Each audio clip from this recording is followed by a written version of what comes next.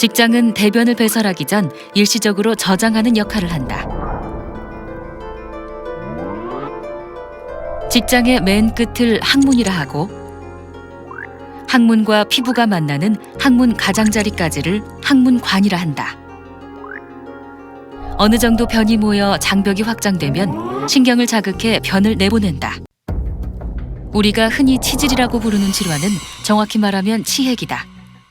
항문과 직장의 경계를 구분해주는 치상선을 중심으로 위쪽에 생긴 치핵은 내치핵, 아래쪽에 생긴 치핵은 외치핵이라 한다. 치핵은 항문 피부와 점막 밑에 혈관 조직이 늘어나 마치 혹처럼 부풀어 오른 살덩어리라 할 수 있다. 치핵은 크게 4단계로 나뉘어지는데 배변 시 출혈만 있는 경우는 1기, 혹이 빠지지만 바로 들어가면 2기다. 하지만 혹이 빠지고 나서 한참 후에 들어가거나 손으로 넣어야 하면 3기, 손으로 넣어도 다시 나오거나 잘 들어가지 않으면 4기로 3, 4기는 수술이 필요하다. 지금 아프신 부분이 이 뒤쪽 찢어져 있어요. 이 부분이 지금 통증을 느끼시는 거죠. 그 다음에 요 부분이나 요건 지금 치질이죠.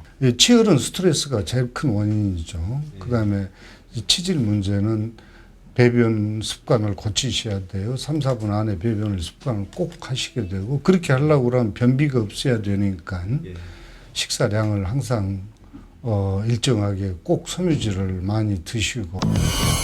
일반적으로 치열은 선천적으로 항문이 좁거나 변을 오래 참아 딱딱한 변이 나올 때 항문관이 직접 손상을 받아 생기게 된다.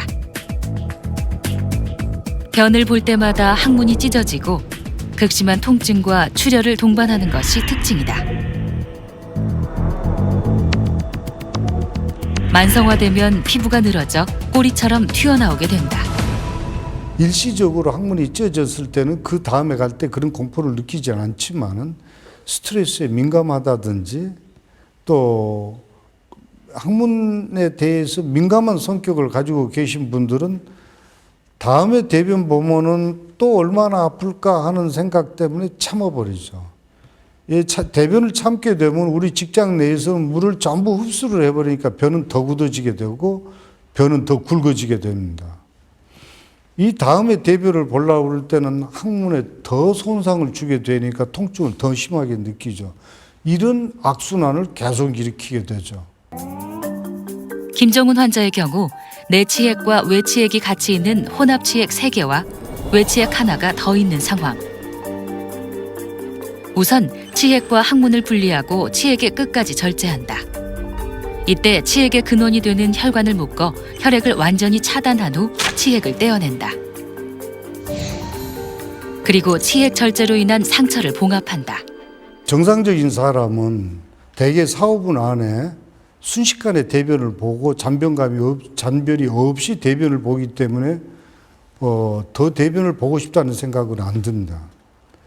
그러나 어떤 이유든 간에 잔변이 남아있다고 생각을 느끼는 경우가 있습니다.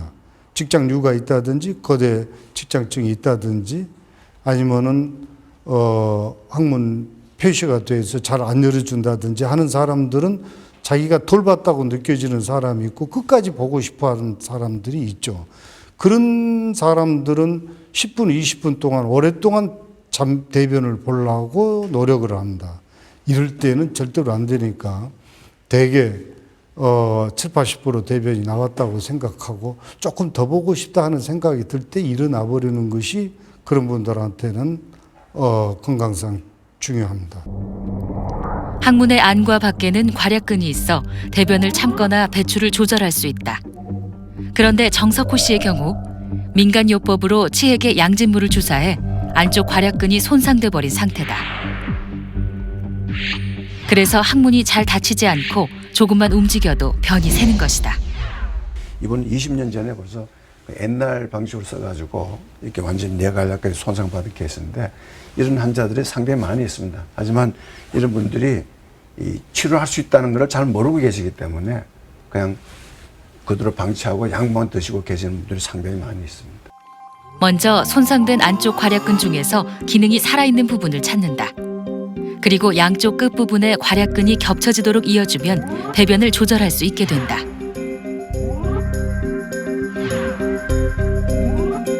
치루가 생기는 원인은 세균에 의해서 생기는 겁니다. 우리 몸 안에서 세균에 의해서 문제가 생기는 것은 반드시 치료를 해야 됩니다. 그 세균이 퍼졌을 때는 생명을 위협할 수가 있죠.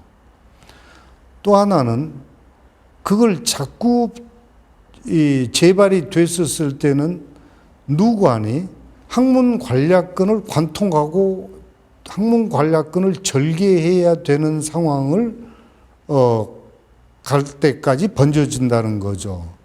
이 항문 관략근을 절개했을 때는 대변을 참을 수가 없기 때문에 비교적 쉬운 상태일 때 빨리 수술을 하는 것이 좋습니다. 더 나쁜 것은 장기간 방치를 했을 때 우리 몸에서 만성염증이 있을 때는 반드시 암을 유발하는 경우가 많습니다. 그래서 치료는 만성염증을 장기간 지속을 유지를 하고 있을 때에는 암으로 발생될 소지가 있기 때문에 반드시 치료는 조기에 수술해 줘야 됩니다. 항문에는 대변이 잘 나올 수 있도록 점액을 분비하는 항문샘이 있는데 움푹 파여 있어 세균이나 대변이 흘러들어가기 쉽다. 세균이나 대변이 항문샘에 쌓여 염증을 일으키면 고름이 퍼져나가면서 항문 안쪽이나 피부 바깥쪽까지 가느다란 기를 낸다. 먼저 누관이 생긴 곳을 동그랗게 절개하여 파낸 뒤 항문 괄약근을 고무줄로 묶어준다. 그러면 고무줄이 빠져나온 후 주위의 살이 차오르면서 치유된다. 소아과 의사들은 어린 애들이 우는 소리를 자장가로 들어야 된다고 합니다. 우리 항문과 의사들은 아침부터 저녁까지 대변하고 접하고 사는 거죠. 대변을 더럽다고 생각하면 항문과 의사가 될 수가 없습니다. 그러니 절대로 걱정하지 마시고 또 그 냄새도 우리는 어떤 냄새냐가 굉장히 저희들한테 중요한 정보를 주고 있습니다. 냄새 자체도 우리는 열심히 분석을 하면서 맡는 거니까 여러분들이 창피하게 생각하실 필요는 없습니다.